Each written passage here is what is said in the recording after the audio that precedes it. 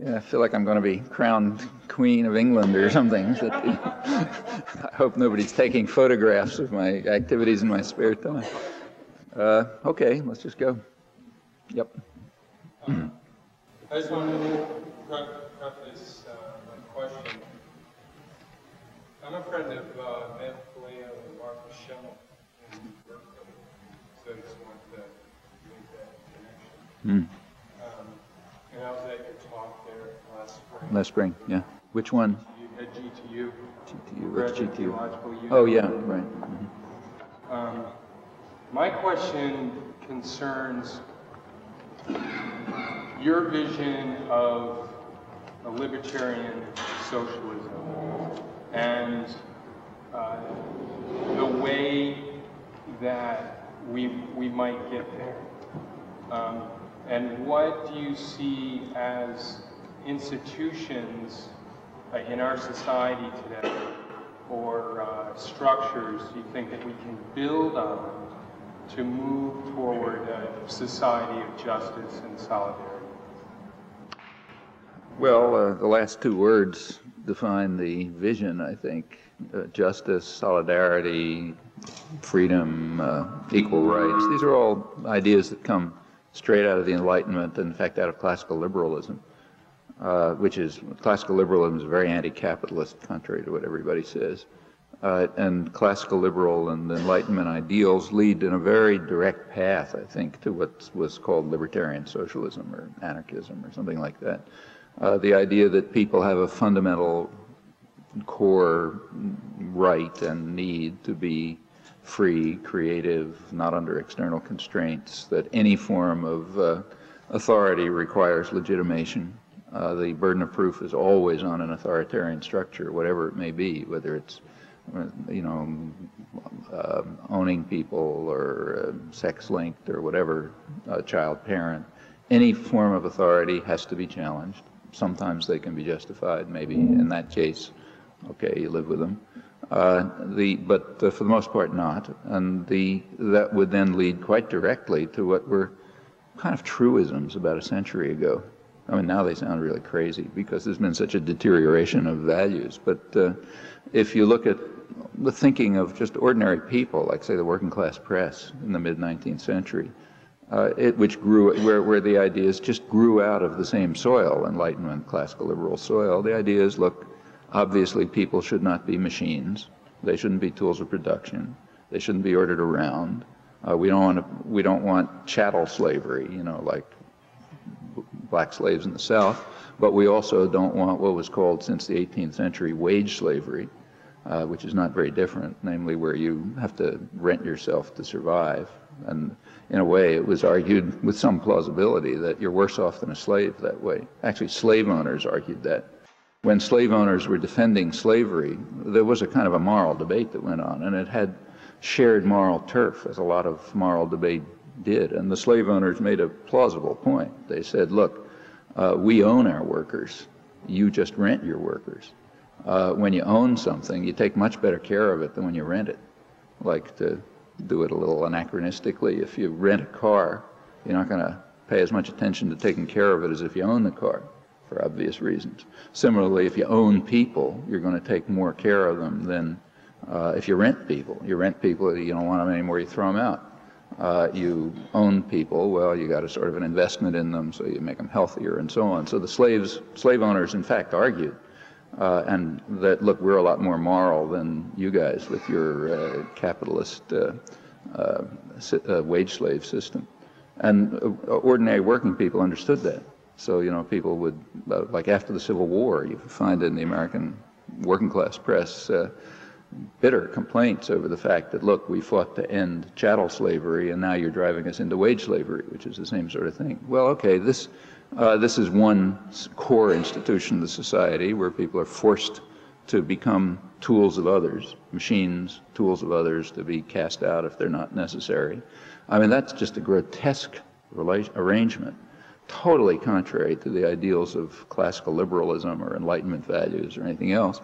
And it's now become a sort of standard doctrine, but that's just a victory of absolutism and we should dismantle all that stuff culturally. You know, it starts with cultural changes. You got to change your minds, you know, and your spirit, and recover what was common understanding in a more civilized period, let's say a century ago, in the shop floors of Lowell, Massachusetts, and so on. Recover that understanding, and then we work to simply democratize in all institutions, free them up, eliminate authoritarian structures. As I say, you find them everywhere. I mean, you find them from families up to corporations, all kind of authoritarian structures in the world. They all ought to be challenged.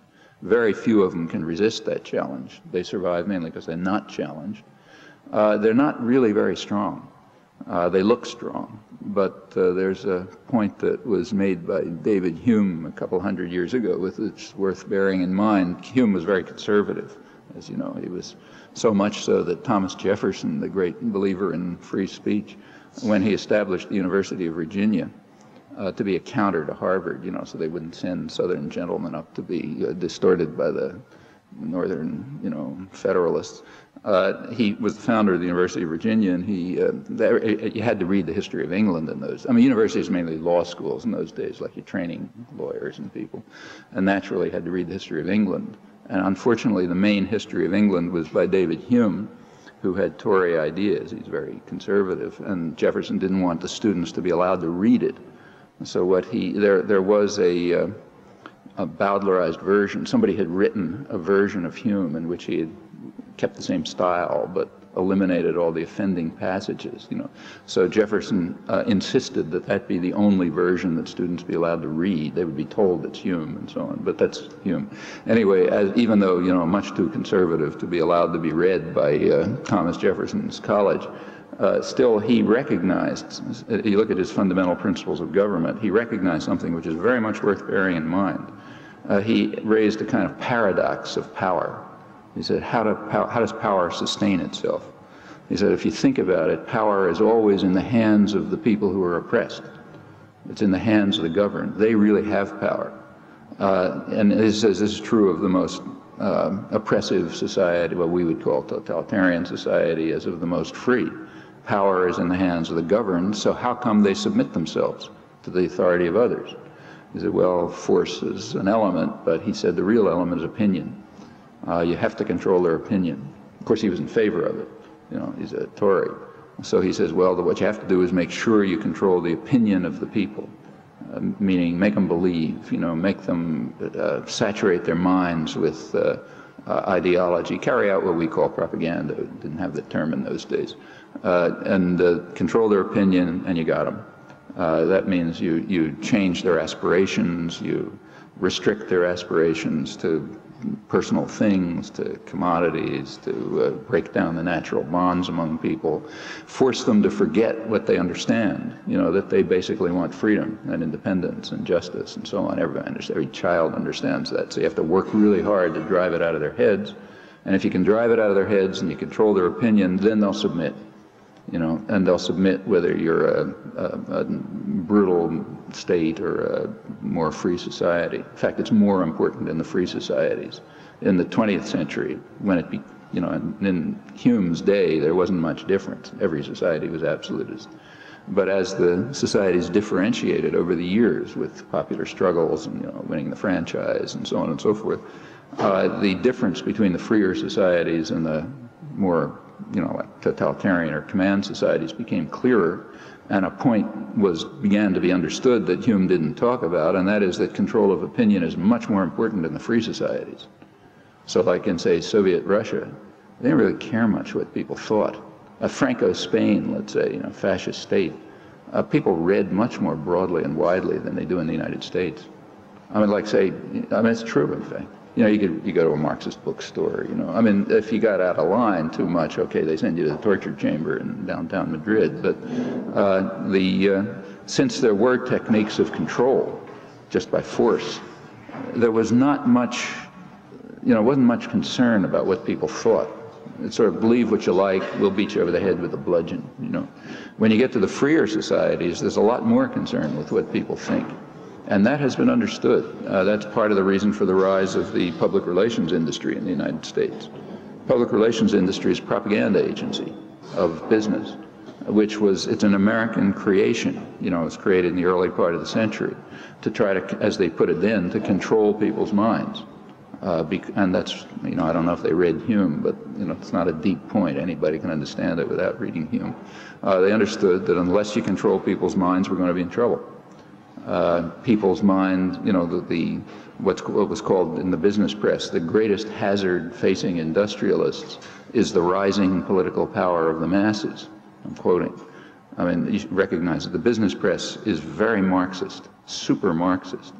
I mean, all the values are inverted, you know, but they believe in class struggle. They talk about the masses, you know, and beating down the masses and all that sort of thing. In fact, business press reads kind of like Maoist tracts, little red books and things, just with all the values reversed.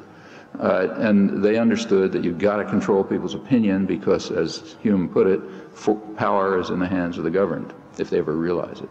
And if they realize it and they try to recognize what their own values are and pursue them, we're really going to be in trouble because there's not going to be any way to control people. Well, okay, you ask what institutions can change things. I think if you think it through, it's kind of obvious. You have to start by changing people's minds. I mean, take, say, something pretty close to here. Take, say, liberation theology in the 70s and 60s and 70s. How did it work? Well, you know, people, priests and nuns went and started base communities where people read the Gospels and they thought about it. You know, peasants, maybe illiterate people, or who knows, you know, but they thought about what it meant. They gave their own, you can interpret it in a lot of ways. They gave an interpretation which was oriented toward the preferential option for the poor. People began to do things like, I mean, I saw some of this happening. You know, you go to a very, I remember once going to a village in Nicaragua, which was run by an extremely conservative order of nuns. I forget which one, but the one that runs all the schools for girls in Latin America.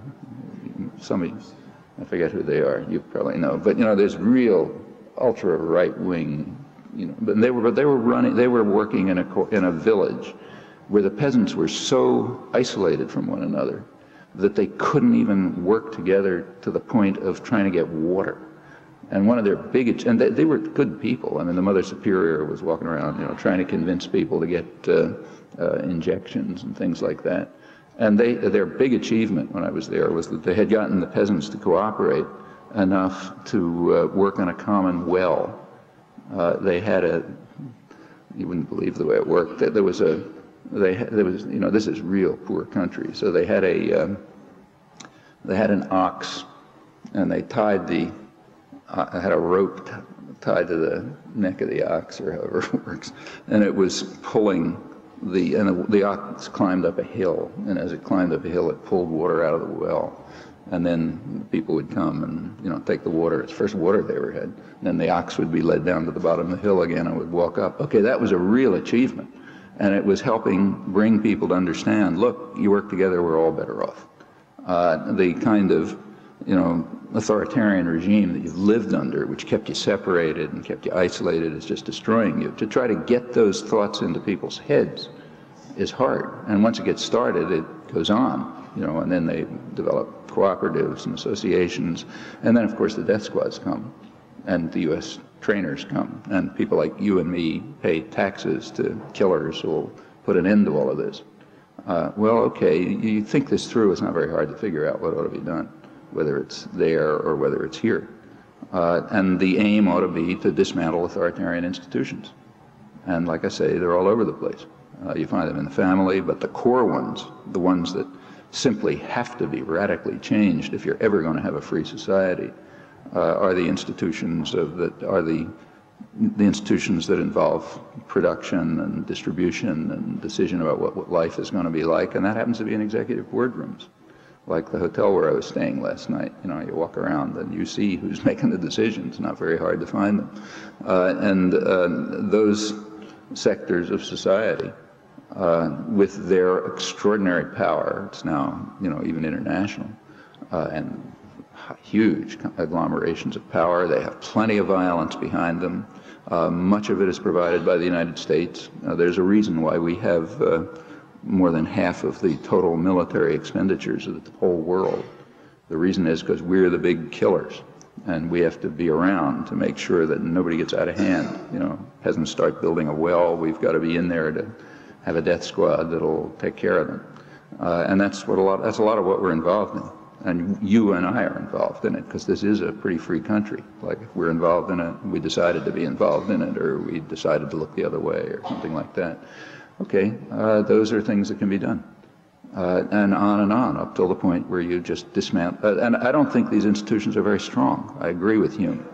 If people change their conceptions and decide, look, I'm not going to be kicked around, and you get together, there's nothing to stop you from taking over a factory, let's say. I mean, the police will stop you, but if the police are just other people, and if understanding and solidarity has spread enough, they won't stop you. Incidentally, that's why when countries are ruled by either colonial rulers, or every country is kind of colonized, you know, even if it's just in itself. I mean, there's some sector that colonizes everyone else. And it's even more dramatically obvious when it's a foreign ruler. What they typically do is use military forces that are not local. So like when, in China, when they put down the Tiananmen Square demonstrations, you take a look at what they did. They did not use the local PLA, you know, army forces. They took them in from the provinces. When the British ran India, for 100 years, they ran it with Indian soldiers, but from other places. Like the Gurkas, for example, famous Gurkas, they're Nepalese, hill tribesmen, and you could sort of bring them down to smash up the local people. We do the same thing. We bring in, sort of forces from the outside. Actually, it's going on right now in the occupied territories, in the Israeli-occupied territories. The Israel-Arafat agreement, one crucial part of it, is to make sure that those territories are controlled by foreigners. They're called Palestinians, but in fact they are foreign Palestinians. Ones who are trained, who are brigades of the Jordanian or army or something like that. They're the ones who are being brought in. That's the standard technique of colonial control. So, when you bring in, when they wanted to put down the Homestead Strike in 1892, they get the National Guard from somewhere else, not the local cops in Homestead. So yeah, there are police and there are armies and there are security forces, but, and there are techniques which are well understood for using them. And the answer to that is just more solidarity, broader solidarity. So you don't get soldiers from somewhere else who'll come and smash up people. That's hard, I mean, it's the fact that societies are colonized and so stratified offers all kinds. It means you don't have to go very far away. Like when the Chicago police were trying to destroy political organizing in the Black Ghetto back in the 60s, they were able to work together with other criminal organizations like them, the FBI, and simply set up assassinations and other criminal activities to get rid of leaders in the Black Ghetto, which they did. And, they happened to come from Chicago, but they came from a different stratum of Chicago, which was so separated it might as well have been from, Alaska. And it's because of the stratifications and so on that these things work. Actually, it's kind of interesting. If you look at the details, it's very illuminating. So take Chicago. When the FBI was trying to, the Panthers in Chicago back in the 60s were a pretty constructive group. They were doing real things, a lot of community organizing and so on. And the main Panther leader was a guy named Fred Hampton. Maybe some of you know this stuff. This is your own history. You really ought to know it, a recent history. But at first, the FBI tried to use the colonization that is internal to the Black Ghetto. That is, they tried to get a black criminal gang to assassinate Hampton. Now, typically, the police and the FBI like the criminals. They work with them. They're more or less the same class and the same interests, and they're all involved in the same control system, so a lot of interaction, like Colombia or anywhere else. The security forces and the criminals are all in the same bag. They have the same interest. So the FBI, in fact, had pretty good relations with the main criminal gang in the ghetto, which was the Blackstone Rangers. And they tried to get the Rangers to kill Fred Hampton. The way they did it was by, a lot of this stuff came out in court cases right here in Chicago later. They sent fake letters to the head of the FBI, I didn't know it. Namely, there was enough development had taken place so that the Rangers and the Panthers were integrated. They were working together, and they had broken down these barriers. and therefore they knew at once that it was a police fake, so nothing happened.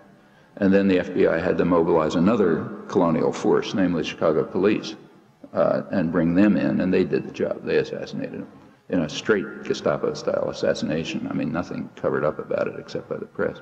But and it's very clear what happened, isn't it? Okay, that's the kind of thing that happens in small detail, but it also happens in, big, much bigger frame. And that's the kind of thing you have to overcome, recognizing Hume's point exactly. If you can control opinion, if you can get people to think for themselves and to work together, it's going to be very hard to do these things. So that's the method. It's always been the method for getting anywhere. It was the method for getting rid of slavery, for getting rid of feudalism, for feminism in the last 30, 40 years, for the achievements of liberation theology in Latin America until they were destroyed by violence in that case, because they couldn't compete with U.S. violence. It's just a matter of, and that's our fault. The fact that it was destroyed is our fault. We couldn't control our own criminals, and they were able to destroy it. I think if these things all tell you exactly what you have to do, and there's plenty of opportunities. I mean, we don't face death squads like they do in Central America, say. Oh, gee, I'm sorry. I'm talking too much as usual. Yeah. Shorter answers, right. Yeah. You are authoritarian, right? I'd like to switch the focus to media control. In American society, a morphine or almost removal of the distinction between pure information and truth. What is the method of reversing this process, and what steps are involved in this? First of all, I don't think it's got to do anything with modern America. I mean, it's always been the case, and there's perfectly good reasons for it, and the reasons go back to Hume's insight. I mean, you tell people the truth, you're in trouble. Why should you do it? So therefore, you try to control their opinion. That means mostly lie or mislead or distort and so on. What's the method for overcoming it? I mean, we all know that. What's the point of asking? We all know exactly what the method is. Try to be honest. Be honest, try to figure out the truth for yourself, work with others to try to figure it out, try to disseminate it. It's not a big trick. I mean, like if any of you take science courses, like just take biology, what do you try to do in a biology course? Well, you try to find out the truth. If it happens to undermine what somebody else believed, well, fine, it undermines it. That's the way the game's played. And there's a little certain tiny sector of academic life, namely the natural sciences, in which this is just taken for granted. And the reason it's taken for granted is if you don't do it, you get nowhere, and somebody else does it and you're out of business. But in most fields of humanities and social sciences and so on, you don't have that kind of external discipline. Mother Nature isn't standing there forcing you to be honest. And therefore there's a lot of opportunity and a lot of latitude for distortion and deceit. But the same techniques that are used in the sciences ought to be used here, and there's nothing, there's no big secret about them. Everybody knows how to be honest. Everybody knows how to try to find out what's actually going on. I mean, you have to have experience. You have to see what kind of deceit there's been in the past, and you have to know what to look for and so on. But these aren't esoteric skills. This isn't quantum physics. I mean, this kind of stuff is available to everybody. That's why illiterate peasants in Latin America were able to do it very easily, or workers in Lowell, Massachusetts, 150 years ago. It's because it's obvious. The skills are deceit. There's not much skill involved in being honest. In fact, a lot of your university and school and university training is teaching you how to carry out the skills of distortion and deceit. That's hard. It's much harder to tell lies and tell the truth. I mean, everybody knows that from their own lives. You want to tell the truth about something you did, it's usually pretty easy. If you want to try to justify some rotten thing you did by making up lies, it's usually pretty hard. And that's true whether it's that, you stole a toy from your 3-year-old brother or anything else. Telling the truth is always very easy, except for the personal cost that may be associated. But there's no skills to learn. How in bringing the whole media, how are we massaged using How? public massage using what you just explained about this? any day's paper, and you're just deluged with it. You have to ask, what's the relationship between what's being described and what in fact is happening? Okay, so I don't know, I was just looking at the New York Times while I was eating breakfast, and it's full of examples. You can start with page 1 and run right through. So, for example, there's a lot of discussion about anti-politics. You know, there's this great mood of anti-politics in the country. Well, interestingly, they actually quote somebody who tells the truth, some working-class person who says, yeah, Congress is rotten, and the reason is Congress is big business. Okay, that's true. The reason why Congress is rotten is because Congress is big business, and big business runs the country, and that's rotten. But try to find that discussed somewhere. So that means that the problem isn't anti-politics. You know, it's not opposition to government. It's not the stuff that's in all the headlines, anti-politics. The problem is the authoritarian control that happens to use politics as its medium. So you're supposed to see the politics, and but not see the control that's hidden behind. Well, that's actually, it was obvious to this guy they quoted, but that's hidden. All right, there's one example. Or take the article on Haiti. Actually, a good reporter down there, John Kiffner of the New York Times. He's actually the guy who exposed the police raid against the police assassination of Hampton. He was never able to publish much about it. Like the Times Magazine wouldn't run a story that he wrote about it. He was a young reporter then, and he exposed the lies. The Chicago press was simply reporting the police lies. But he actually went to the room and noticed that the gunshots were all inside, not outside, and exposed it. And he's a pretty good reporter. I suspect that's one reason he never gets anywhere on the New York Times. Like he's the one older reporter who's never been a bureau chief or anything like that. Anyhow, he's an honest reporter, and when he goes somewhere, he usually tells the truth. Okay, so he's in Haiti now, and he's telling the truth. I mean, the truth is that the American forces there, the Haitians have been told you're not supposed to take revenge. In other words, impunity reigns. Those were our killers, and you're not allowed to go after them. No justice. That's the rule. But so the Haitians are doing it. Like they're finding these attachés, these murderers, the paramilitaries who the security forces use to do most of their dirty work, and they're handing them over to the American Army, because that's what they're told to do by Aristide and others. Just don't kill them, hand them over to the American Army. So what's the American Army doing? Well, it's handing them over to the Haitian police.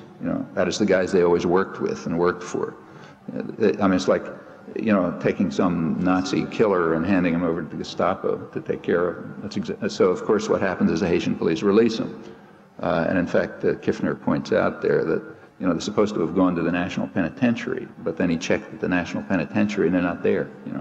Well, what happened? You don't have to be a big genius to figure it out. All right, if you read through this, you begin to understand exactly what the U.S. invasion is about. I mean, it's about maintaining the traditional power structure, including its military apparatus, which we set up in the first place. Now, that's not what the headline says. You have to sort of read it with minimal intelligence to figure out that that's what it means. And if you go or take this a big story on North Korea, Clinton, huge foreign policy triumph. Clinton succeeded in getting North Korea to shift its nuclear weapons production over to some other form of production. Minor footnote, that's exactly what North Korea's been asking for the last couple of years.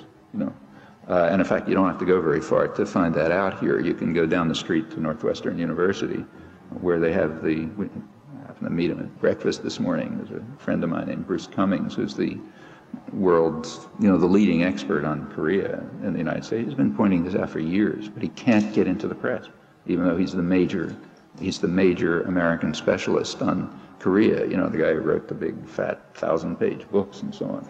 But he can't get interviewed, can't get in the press. Why? Well, because he's been saying exactly what's been obvious, and which is now presented as a great triumph of American diplomacy, because, ultimately after having waved fists around and, gotten near war and had military maneuvers, we finally turned out to be politically expedient to do it. Okay, that's another story. And we can just go on from there, You ask how it's done, take a look at any column in the newspaper, you'll figure out how it's done. And in fact, read your textbooks, and you'll find out the same thing, because they're not very different.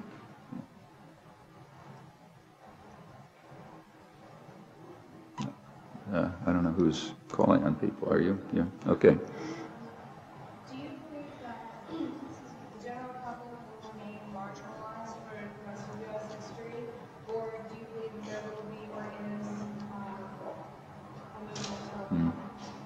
Well, I don't know the answer to that, but I think there's one thing that we can predict with fair certainty.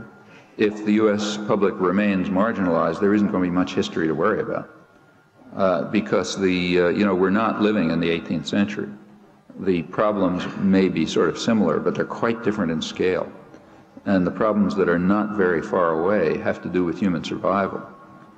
And hence, if the public in the most powerful country in the world remains marginalized, we don't have to worry much about history, because there isn't going to be any. So like take, say, Central America, which is the region that we have most control. We've controlled it for 100 years, so that tells us really what we are. It's quite possible that much of Central America will be uninhabitable in another couple of decades. Like Nicaragua, for example, which is one of the main targets of our attack. Actually, we attacked Nicaragua first in 1854. That's when the U.S. Navy first shelled Nicaragua, and it's been that way since then, so we have a lot of influence there. It's losing its water supply. The reason is that people are so desperate after the American attacks, which intensified in the 80s, that they're starving, and they're going up to doing the only thing they can. You go up in the hills to cut wood and try to find some land to work and so on. That eliminates the forest cover. Streams start drying up. The land can't absorb water. Lakes are drying up. There's on top it happens to be a drought, but the water supply may disappear. And as the pressures continue, it may become a desert. That could be true of Haiti. Haiti, in fact, is kind of like almost a parable of Western savagery. I mean, when Columbus landed, that was the first place Columbus landed, Haiti, and he thought it was a paradise. It was the richest place in the world, also probably the most densely populated place in the world. And in fact, it remained that way. I mean, France is a rich country because, in large measure, because they stole Haiti's resources. Haiti was the richest colony in the world right through the 18th century. In fact, early in this century, right before Woodrow Wilson invaded Haiti, you look at the American government studies and so on, scholarship, they were still describing Haiti as a major resource center. It happened to be an extremely rich place. Well, when you fly into Haiti today, as you fly in, you see that the island is Haiti and Dominican Republic. Dominican Republic we've also brutalized, but Haiti much more so. When you fly over the border, you see it. On one side it's brown, on the other side it's sort of semi-green. The brown side is Haiti, the richest place in the world. It may not last another decade or more, and literally may become totally uninhabitable. And that's extending elsewhere. And it involves us too, like the rich and the powerful are going to survive longer, but these effects are very real. And they're getting worse. They're getting worse as more and more people are getting marginalized. I mean, the percentage of the world's population that has no role in profit-making is increasing. And if profit-making is the only human value, that part of the population, bigger and bigger here too, is going to become destructive because there's nothing else for them to do. And when you're destructive these days, it's not like being destructive 200 years ago. The techniques of destruction are vastly escalated. The environmental problems, for example, are much more significant in scale. I mean, nobody really understands much about complicated things like, the weather and so on. But there's a fair possibility, a possibility high enough so that no rational person would exclude it, that within a couple hundred years, the world's water level will have risen high enough so that most of human life will have been destroyed. Well, we don't do anything about that. It's not impossible that that'll happen. In fact, it's even likely. So the answer is, if you remain marginalized, there's not going to be much history to worry about. And whether people will react or not, who knows? That's for, everyone's got to decide.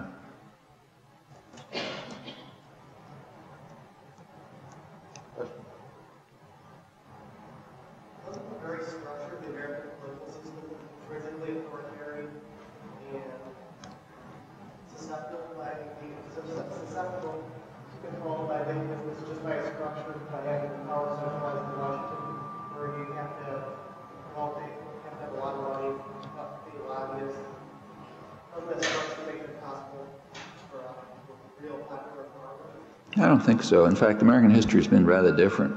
I mean, look, there's a lot of problems. The political system was in fact set up as very anti-democratic. You have to remember all the founding fathers hated democracy. Jefferson was a partial exception, but only partial. But for the most part, they hated democracy. The U.S. didn't even become formally democratic until about the mid-19th century. The original idea was that, I'm quoting now, the people who own the country ought to govern it. That was the favorite maxim of John Jay, the first chief, head of, what do you call him, Chief Justice of the Supreme Court, and, head of the Constitutional Convention, and so on. The people who own the country ought to govern it. That was the principle on which the country was founded. But if you look at the way it worked over the years, it turned out very often that concentration of power in Washington empowered people as distinct from concentration of power in states. And there were reasons for that. Businesses in power, the people who own the country are there everywhere. But in states, locally, they're often more powerful. And they can often concentrate more power in the states than they can in the federal government, where, let's say, national popular movements were able to influence them. So if you look at some of the things that really improved the country, like, in the, say, the New Deal measures, which sort of brought the United States into the, partially at least, into the main framework of industrial society, most of that was coming from Washington and against the states. And in fact, it was if you really look at who was behind it, it was often big business as opposed to small business. Like big corporations like, say, General Electric, who had small labor forces, and they were very capital intensive and had international orientations. They were supporting New Deal measures. The mainstream business was opposing them. It was labor intensive and it wasn't internationalized. And for a corporation like GE, it was better to have an organized workforce that didn't carry out wildcat strikes, and that you could be sure was going to work pretty regularly, even if you paid them a little more money, because they weren't labor intensive anyway. And the combination of centralized big business and powerful popular movements operating through Washington was able to overcome the more distributed power of private power that was in the states. Well, those are things that happen in societies based on power, power structures. So I don't think it's true that centralization is a bad thing in principle, but not when you have private power. When you have private power, centralization can sometimes be a good thing, although ultimately it's a bad thing, and you want to decentralize, but only after other structures of power are dismantled. And you can see it from American history. You really look at the details of American history, you see this working out. Quite commonly, the power of the central government has been able to overcome the private power, which is more decentralized, in the interests of the population. Not always, but sometimes. So I don't think there are any simple formulas about that. The real problem is the private power. Time for one more question. I grew up watching the 6 o'clock news, reading the New York Times out of an innocent curiosity to find out what was really going on. And in my ignorance, I believed that perception of world events was the real one. And now I find out that it's not, and that there are many other hidden things going on. My question I put to you today is, how do I identify the real sources? And because you obviously have access to sources that I just That's not true. I don't have access to anything you don't have. There's no secrets in this game. And furthermore, there is no method other than the method that you would pursue if you were taking a biology class or a chemistry class. You have to try to figure out how to evaluate evidence. And that's just a skill that you learn. I mean, when you're doing the natural sciences, that's what it's about. It's like apprenticeship. You pick up the skill of trying to figure out how to evaluate evidence and test theories and see what makes sense and so on. You do the same thing in ordinary life. There is no source you can go to that's going to tell you the truth. Ultimately, you rely on your own critical faculties. Period. There's nothing more to say about it. I mean, you should take for granted that any powerful institution, like, say, the New York Times or the 6 o'clock news, is obviously going to try to mislead and control you. I mean, that should be a truism. What are they in business for? Are they in business to try to undermine themselves? I mean, these are big corporate structures. Are they in business to try to help people undermine them? You know, it doesn't take a genius to figure out they're not doing that. They're in business to try to make you passive and obedient, just like the school system is, which has the same power source. That should be understood by everybody. Now that in itself doesn't get you an avenue to truth, but it tells you where to start. Start by being very skeptical about anything that comes to you from any sort of power system. And in fact, you should also be skeptical about everything else. You should be skeptical about what I'm telling you. Why should you believe a word of it? You know, I got my own axe to grind. So figure it out for yourself, you know. And there is no other answer, any more than there is when you're studying science. Like when I teach, tomorrow I'm going to be teaching graduate courses at MIT, and, you know, students know that they're not supposed to believe me. If they believe me, you're not going to, you know, we wouldn't even pass them. You know, they have to challenge what they hear and figure out what's wrong with it and, you know, do it better and so on. In the natural sciences, that's taken for granted. Actually, that's one reason I like MIT and stay there. It doesn't have the atmosphere of the humanities and the social sciences. It has the atmosphere of the natural sciences. And even though the people can be extremely reactionary, it's a much more honest place, just because you're driven by the values of the natural sciences. And everybody should be. You know, that's just ordinary rationality. I don't think you have to teach it to people either. I think you have to beat it out of their heads. Like I think children understand it. That's the last questions. It's all we have time for. So take all your questions. Be disobedient in your classes the rest of the semester. Thank you for coming. Okay.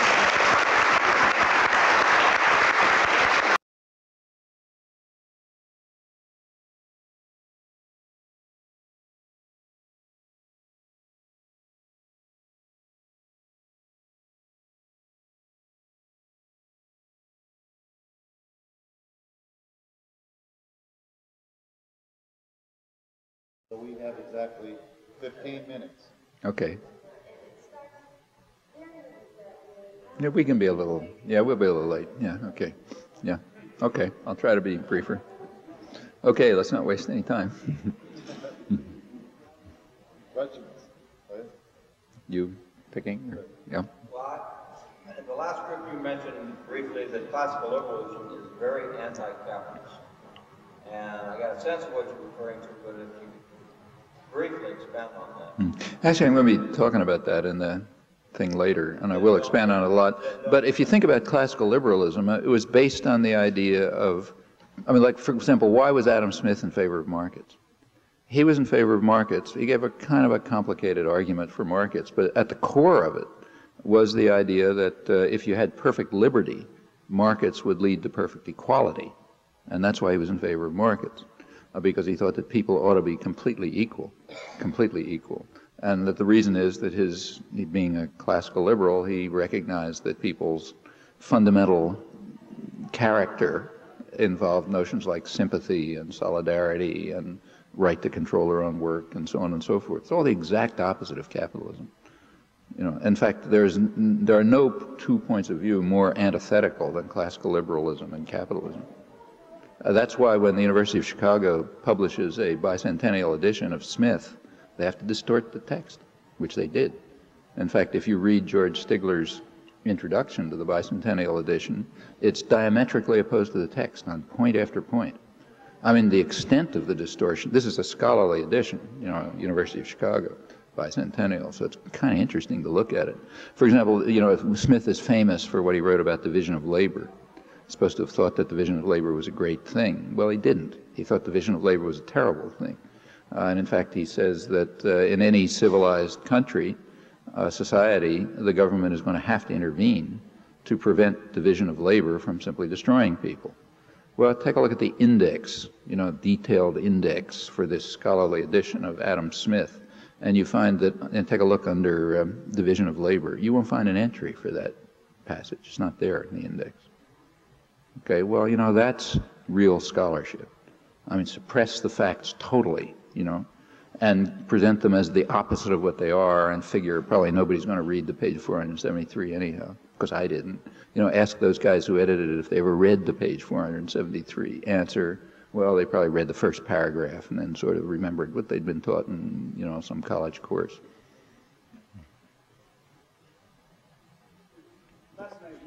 referred to the kind of work that we do in this kind of political analysis as not very difficult. Anybody can do it. No major principles are involved. And I see what you mean, but on the other hand, I notice in teaching that my student, it requires a major paradigm shift for students to be able to begin to accept the possibility that this kind of analysis is valid. That's right. How do you bridge that gap? I don't know. I mean, it's true. You're absolutely right. I mean, they've lived through their whole life being taught to obey authority. When you tried to question things, you were beaten down or kicked out. I mean, we all went through schools, you know, unlike I remember my own schooling. If the history teacher told you something you thought was pretty stupid, and you raised your hand and you said, I don't agree with that, I think it's wrong, you were going to be sent to the principal or some bad thing had happened to you, you know. On the other hand, if you just copy down whatever idiocy he said and then regurgitate it on the next exam and then forget about it, you were okay. And you learn that very quickly, you know. And it ends up with a kind of, first it changes people. You become obedient. The other thing is it filters people. People who aren't obedient get in real trouble. I mean, I taught children too, you know, children, I mean. And you can see, I mean, there are some who just don't take your word for it. And the kind of very unfortunate tendency is to try to beat them down because they're a pain in the neck, you know. But what they ought to be is encouraged. Yeah, why take my word for it? You know, who the heck am I? You know, figure it out, you know. I was lucky to go to a progressive school when I was a kid. I went to a Dewey experimental school. And there it was done routinely. Little children were encouraged to challenge everything. And you sort of worked on your own. You're supposed to think things through. It was a real experience, you know. In fact, it was quite a striking change when I went to I went there from about age, 1.5 up till 12. And then it ended, I went to this city high school, which was the pride of the city system, what's called these days a magnet school, like the one school for academically oriented kids who are going to work on their own anyway. So naturally it had the worst teachers. It was considered the sinecure of the system. If you were tired of teaching, you could go to that school because those kids are going to study anyhow. They all want to get into college. And it was the dumbest, most ridiculous place I've ever been. It was like falling into a black hole or something. But the transition was so sharp, it really had an effect. In fact, that was the first time I learned I was a good student. It was very competitive, of course, because that's one of the ways of controlling people is making things very competitive. So everybody's ranked, and you know exactly where you are. Are you third in the class, or maybe you move up down to fourth or something like that. And all of this is in people's heads, And so I suddenly learned I'm a good student. The issue had never arisen in 12 years of schooling, 10 years of schooling before that, because everybody was, encouraged to do what they, do their best, and you sort of help people and stuff like that. So the question never come up, As soon as you get into these systems, immediately you're ranked. It's competitive. You got to beat down the guy next to you, and all of those are techniques of enforced obedience. There's nothing necessary about them. I mean, there are other kinds of schooling which don't have them. In fact, I know because I went through it. In fact, as a teacher, I was also teaching in that framework, with a kind of Dewey educational framework. And it can certainly be done. It's not very remote from our experience. It's like very close. But how you break it down after 15 years of going through this stuff, that's hard. Actually, it's hard in the sciences. One of the things you have to teach people in science, you go to a place like MIT, say, where I teach. I mean, students have to learn that it doesn't matter. In fact, like there's one of the most famous physicists in the world, a guy named Vicky Weisskopf, who just retired, really super physicist. He used to always teach the freshman courses at MIT in physics, and he was famous for saying on the first day, students would ask him, what are we going to cover? And he would answer, it doesn't matter what you cover, it matters what you discover. So we're not going to bother with facts. You can read a book and find them out. We're going to learn how to discover things. Well, yeah, that's what you have to teach people in sciences. And when you get to a high-level place like MIT, it's mostly apprenticeship. Kind of science is like learning how to be a carpenter.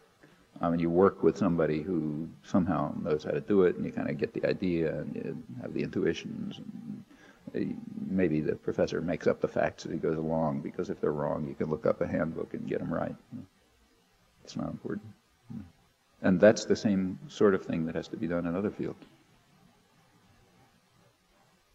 What do you think about the education that are sort of being tried as an antidote to the whole issue of the obedience theory, like classes being taught in Black English and advanced and slower students being taught together so that no one self-esteem suffers and all that kind of stuff? What do you think about that? It's interesting that it's called new methods. I mean, those are the old methods. Like tracking is a new thing. I don't know exactly when it starts, but if some of you are in education, you can tell me. But I know that tracking, breaking kids into several tracks at the early stages, that's something new. Like it wasn't true when I was a kid. Everybody was together. I mean, you didn't know who was a slow learner, who was a fast learner. You just learned. You helped each other and stuff.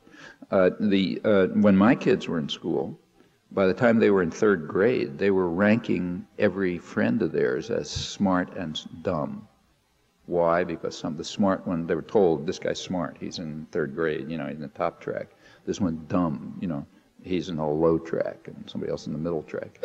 I mean, this is mind-boggling, but this is something new. So going back to putting what are called slow learners, meaning just people who are interested in different things and whatever else they do, in one place, yeah, that's kind of obvious.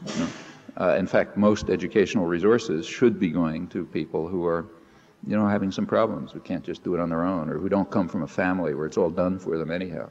I mean, most of what you learn at home, And those of us who were lucky enough to come from, families that valued education or had resources or were, so on, well, you just do it on your own. I mean, no matter how rotten the teaching is. But there are kids who don't have those advantages, and they're the ones who ought to have the, the resources. As to teaching in Black English, it's a tricky question. It's like teaching Black English is just another language, I mean, if black people owned the corporations, Black English would be considered mainstream English, and what you and I talk would be called some weird dialect. This is just a question of who owns the place. It's just another language.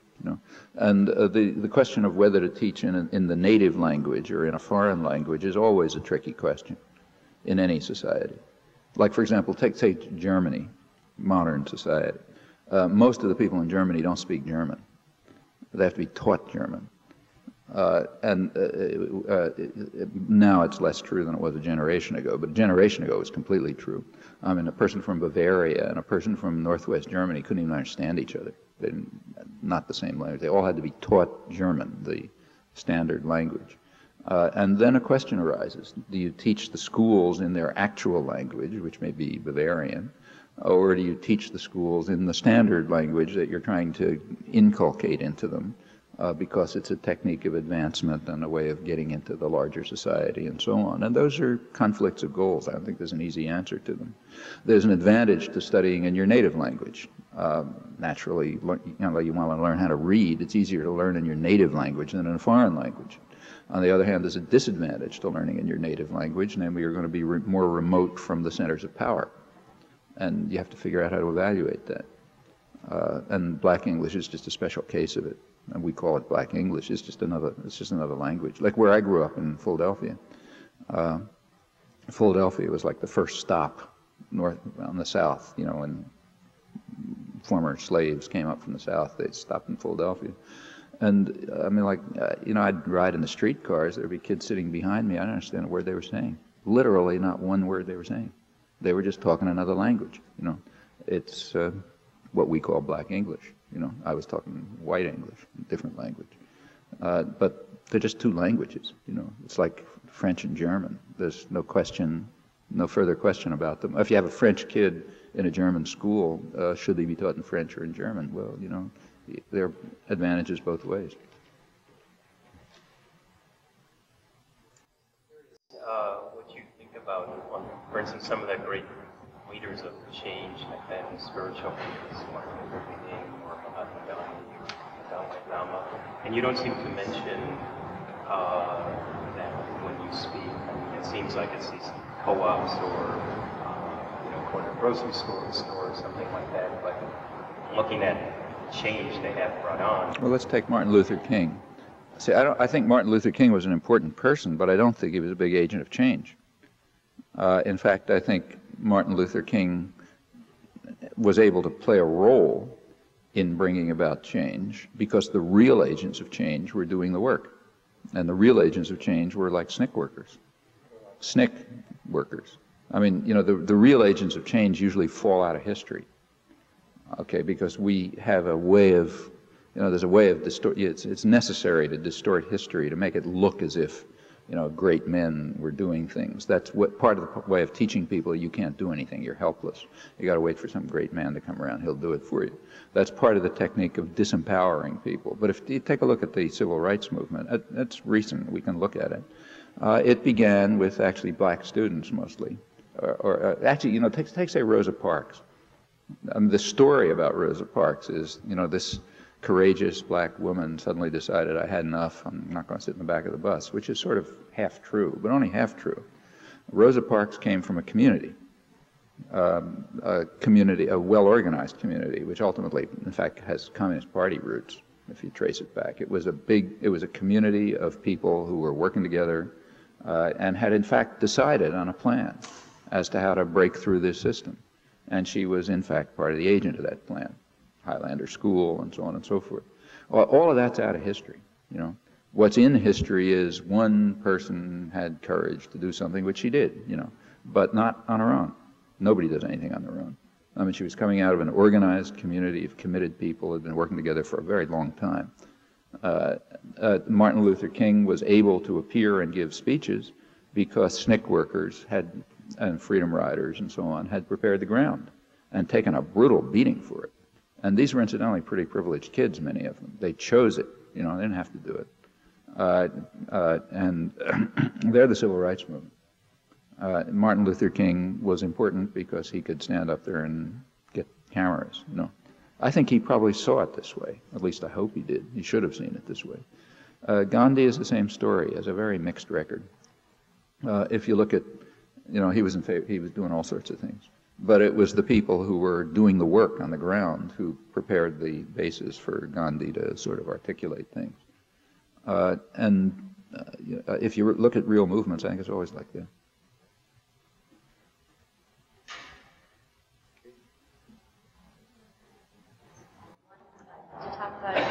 Could you talk about a third party? Because you're always saying that Democrats and Republicans are so similar, and where the roots of that third party come from.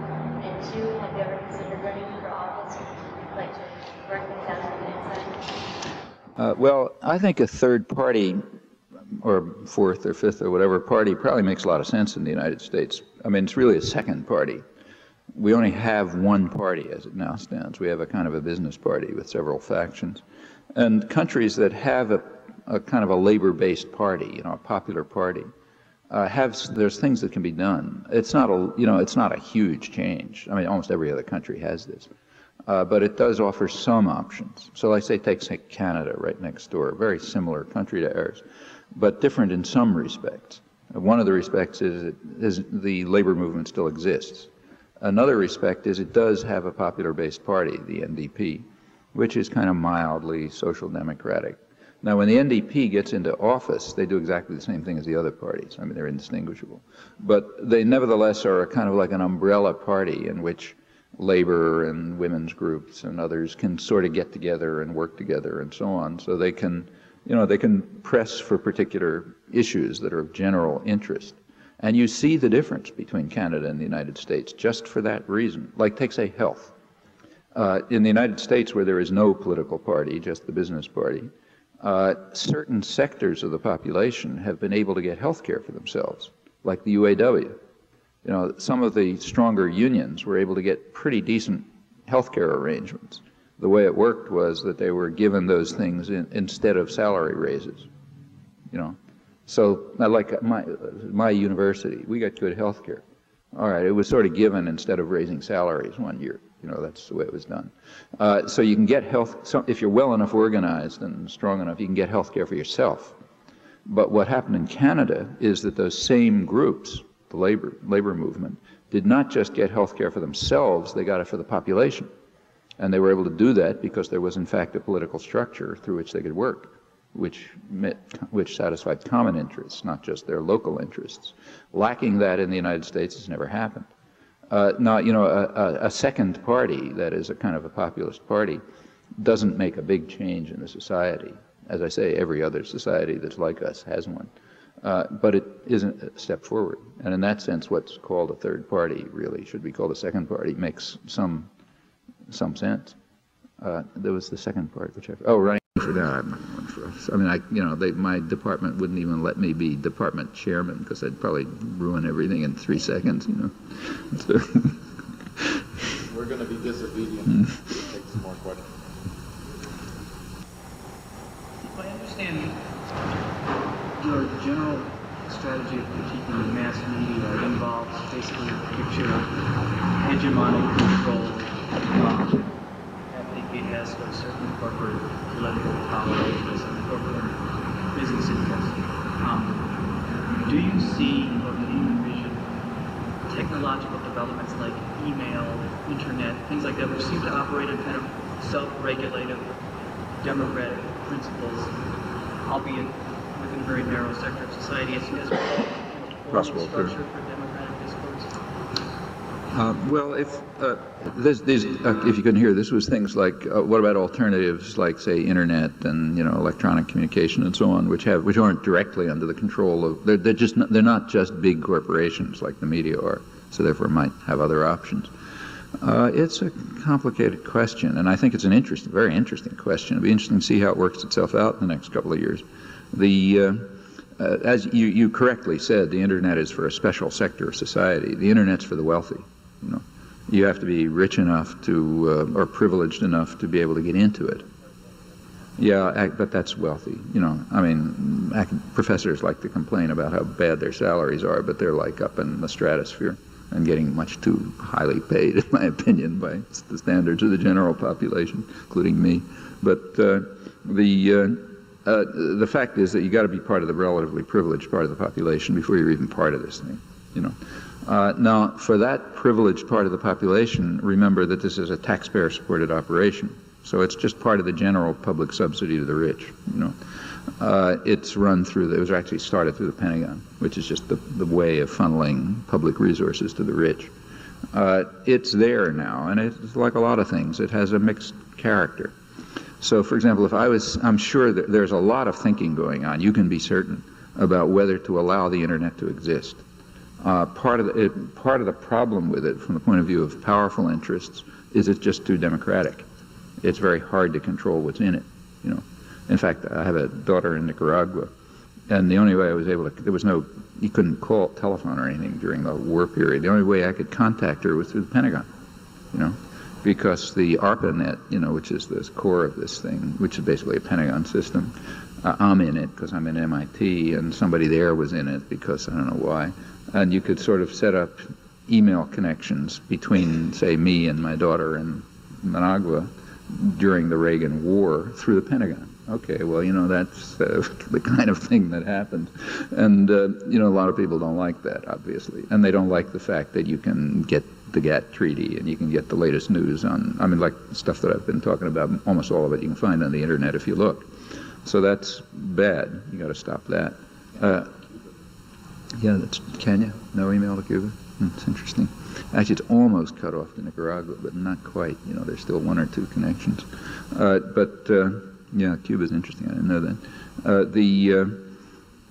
So that, on the other hand, it has other advantages. It diverts people. It atomizes people. When you're sitting in front of your tube, you're alone. You know, I mean, there's something about human beings that makes face-to-face contact very different from banging on a computer and getting some noise coming back. That's very impersonal. You know, and it breaks down personal relations, and that's a good part of it from the point of view of power, because it makes people less human, and a very important thing is to drive human sentiments out of people.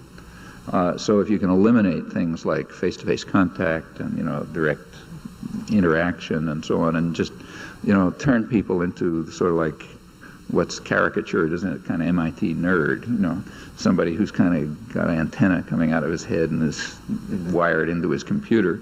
If you can turn everybody into that, it's sort of an advantage, because then you've really made people even more inhuman and therefore more controllable and so on.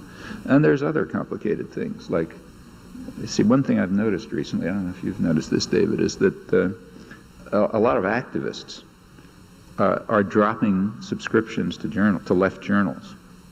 Why? Because they can get it through the internet.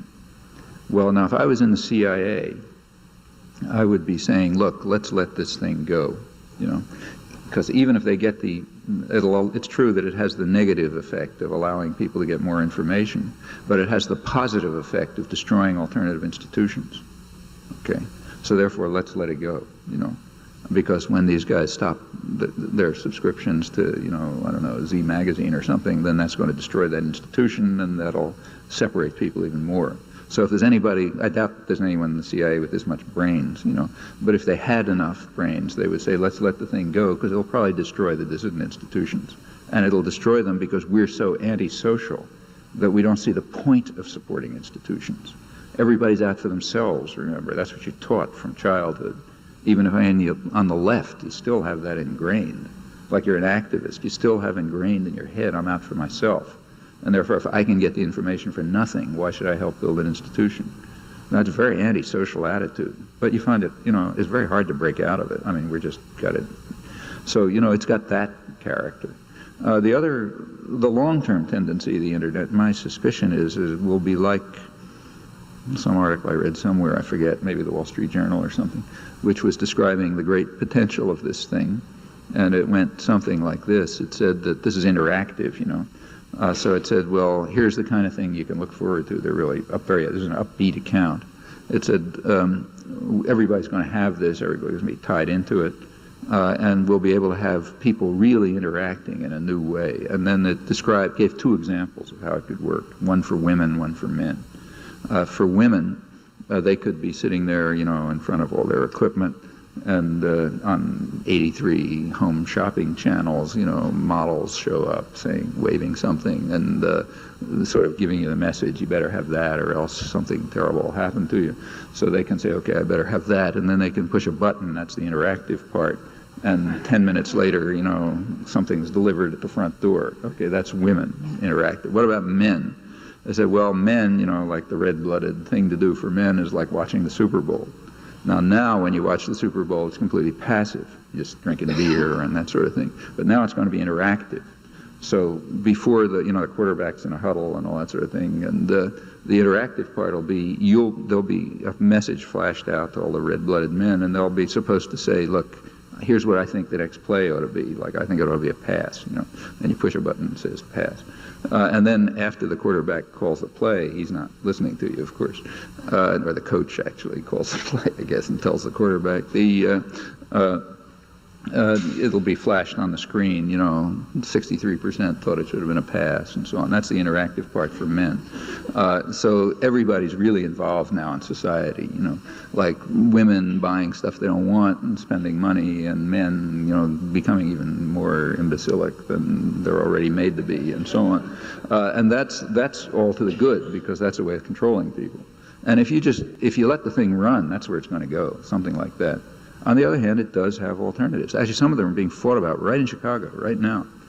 There's a community-based group, Chicago Media Network or something, which involves Afro-American journalists and teachers union and others who are trying to get an alternative cable channel, a community-based cable channel. Well, I was just told yesterday we were sort of beaten down in the court somewhere, and they're now filing another court suit. But that's the kind of thing that could happen. Now, unless they get support, they're going to lose, you know. If they get public support, they're going to win. And that's exactly the way these things work. You know, you will get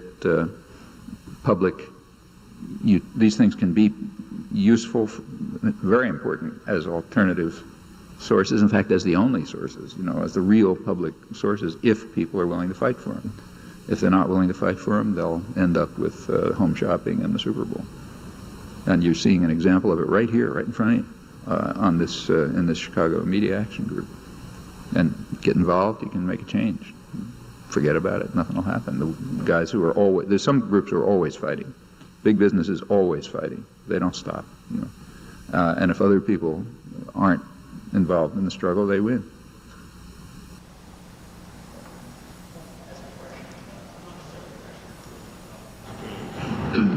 About praxis and race.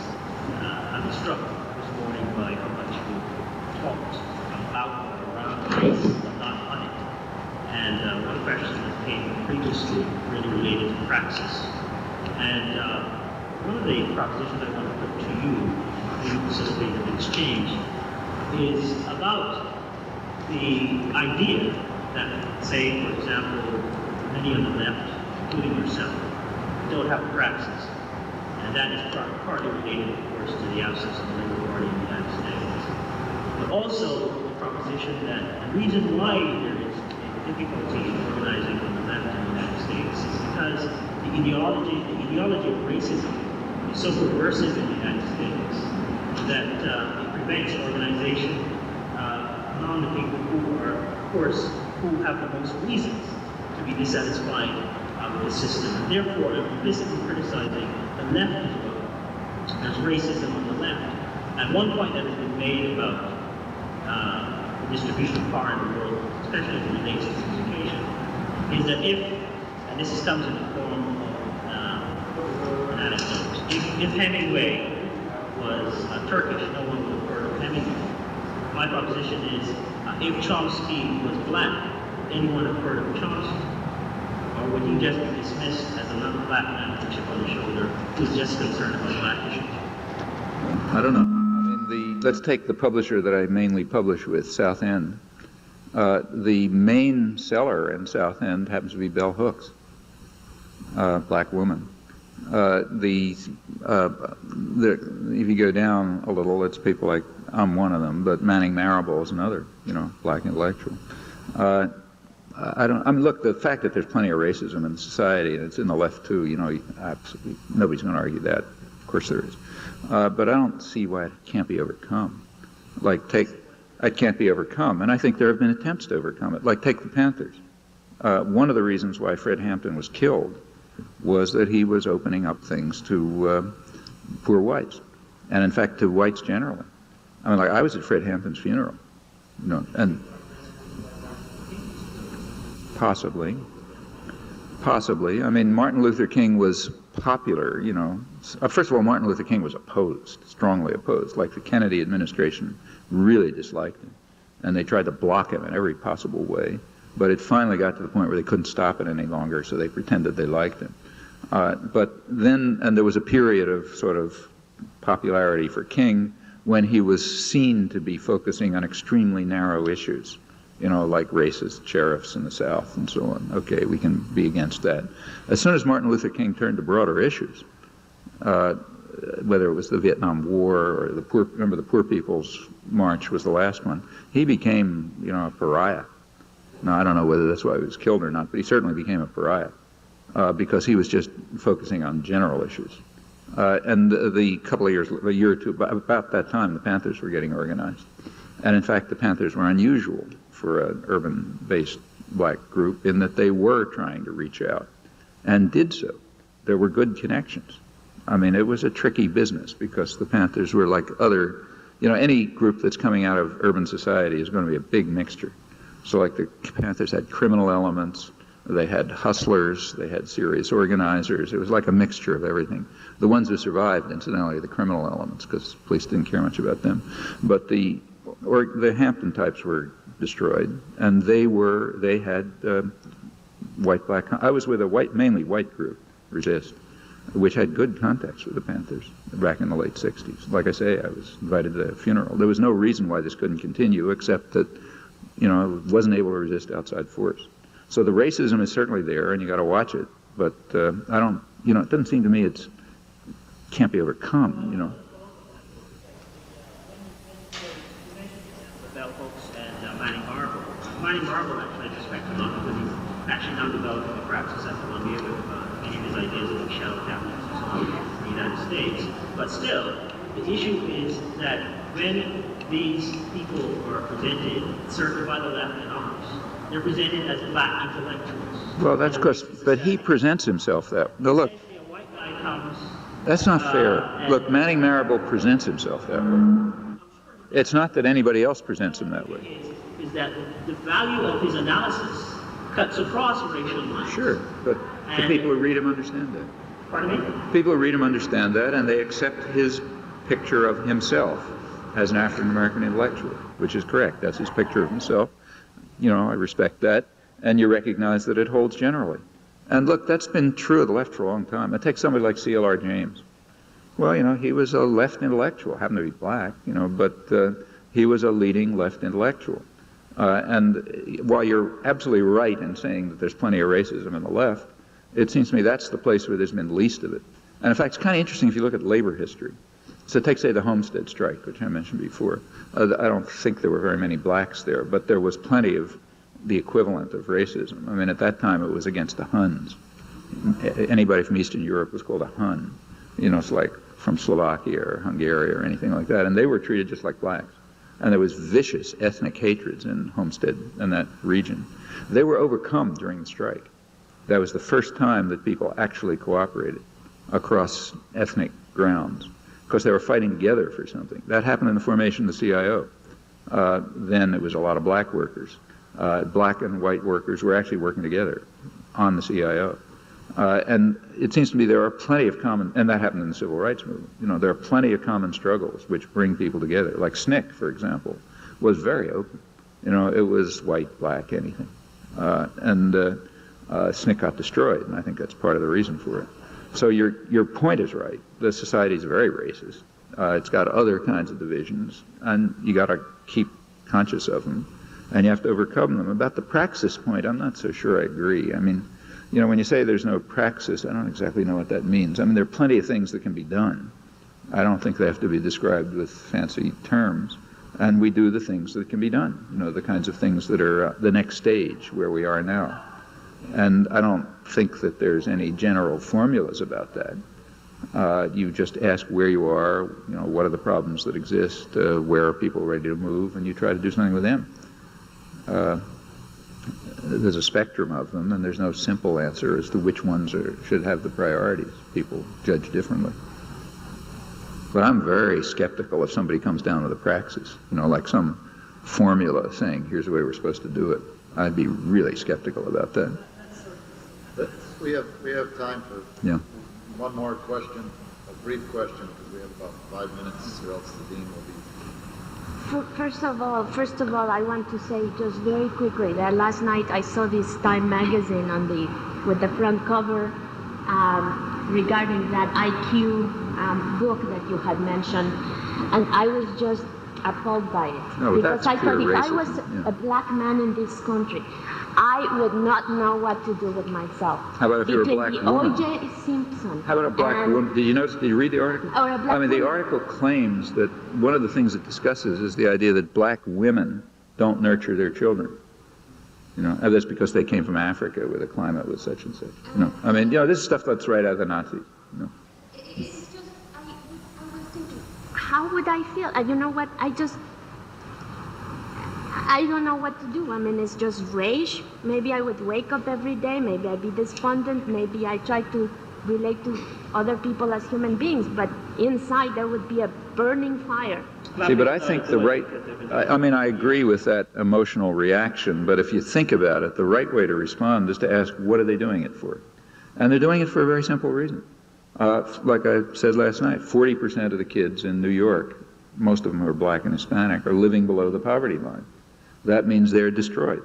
Okay. Well, you can't, and that's the result of very definite social policies which are supported by the New York Times.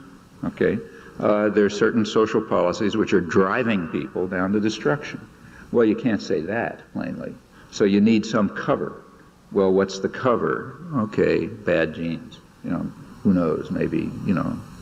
And once you understand that, then you know how to deal with it. You know.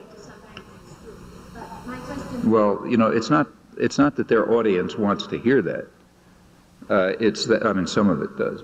Is that that's the proper ideology. Just as it was proper for the Nazis at some point to say Jews are a virus that's destroying our society. it is proper for the New York Times to run articles taking seriously the idea that black mothers don't nurture their children.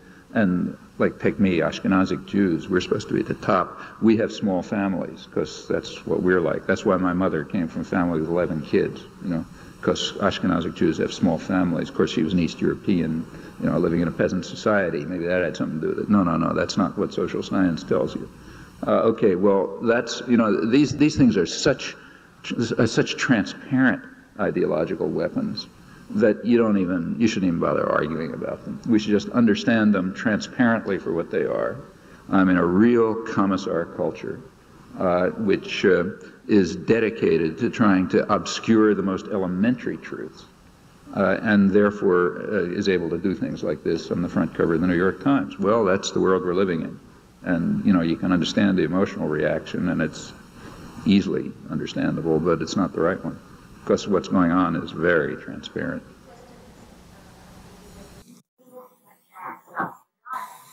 It doesn't have anything to do with evil and God. This has to do with rich, powerful people trying to justify the fact that they are pursuing social policies which are forcing children to die. That's what it has to do with. It doesn't, not in my opinion. I mean, if he does for you, okay, but for me, he doesn't. For me, no, it has nothing to do with God. I don't think he has anything to do with it. Our time is up. Thank you for coming.